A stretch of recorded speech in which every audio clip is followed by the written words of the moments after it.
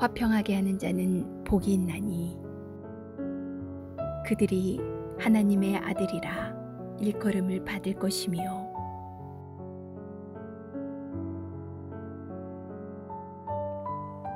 구약 성경에 나오는 이스라엘은 우리나라처럼 남과 북이 갈라져 있었습니다.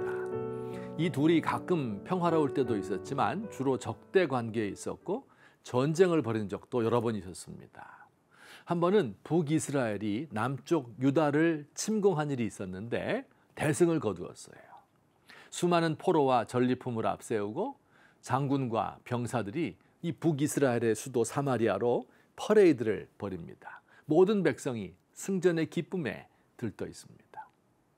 이때 허름한 옷을 입은 한 선지자가 그 대열의 앞을 가로막습니다. 그리고 이렇게 말했습니다.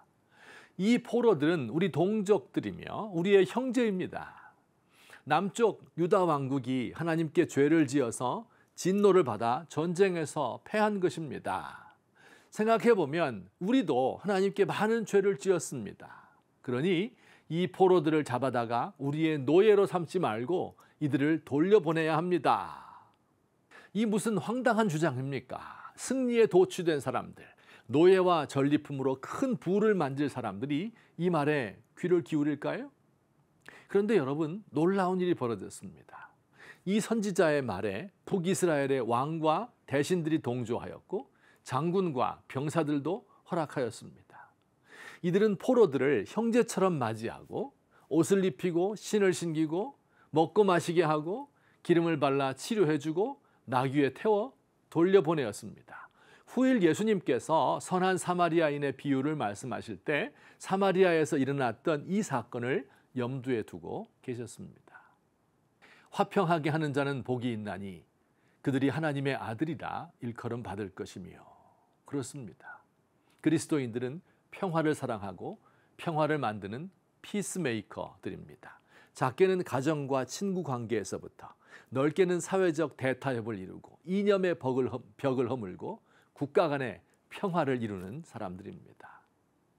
과거 우리 조상 기독교인들이 3.1운동을 일으킬 때 일본에 대한 복수심에서 일으킨 것이 아닙니다. 기미 독립선언서에서는 3.1운동을 일으킨 목적이 동양의 영구한 평화를 위한 것이라 말합니다. 일제가 식민 지배를 하지 않으면 우리 민족이 평화로운 삶을 사는 것은 물론이고요. 중국도 일본에 대한 의심을 풀게 되므로 결국 동양의 평화와 세계 평화에 이바지하는 길이라고 생각했던 것입니다. 지금 일본의 극우 정치인들은 일본 헌법 제9조를 개정하여 전쟁을 할 수 있는 보통 국가가 되려 하고 있습니다.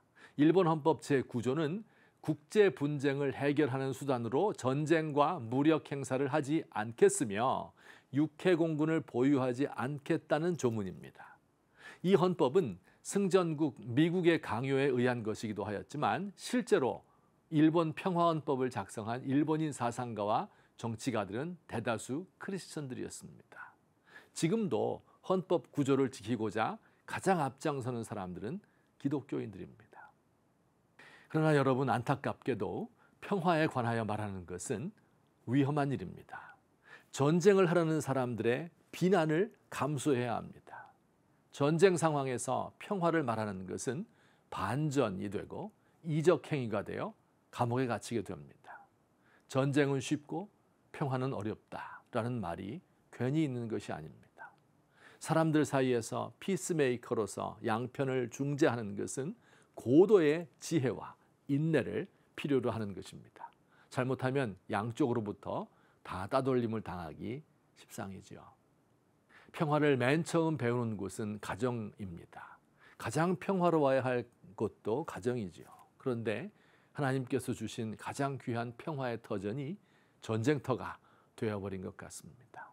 우리가 속해 있는 모든 곳, 직장과 학교와 교회에서 작은 평화를 연습합시다.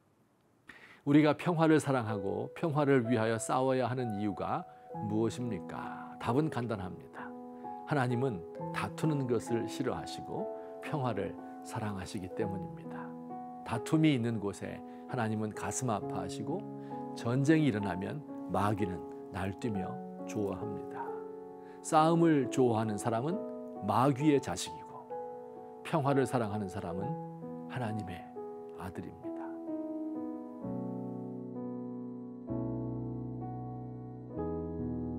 평화를 위하여 십자가 지신 예수님, 남과 북이 원수가 된 한반도, 여러 갈래로 나뉘어 서로를 죽일 듯 미워하는 사람들을 보면서 얼마나 마음이 아프십니까?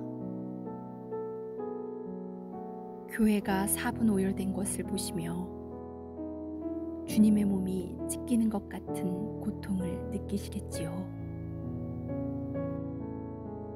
얼마나 더 많은 생명이 바쳐져야 인류가 평화를 배우겠습니까?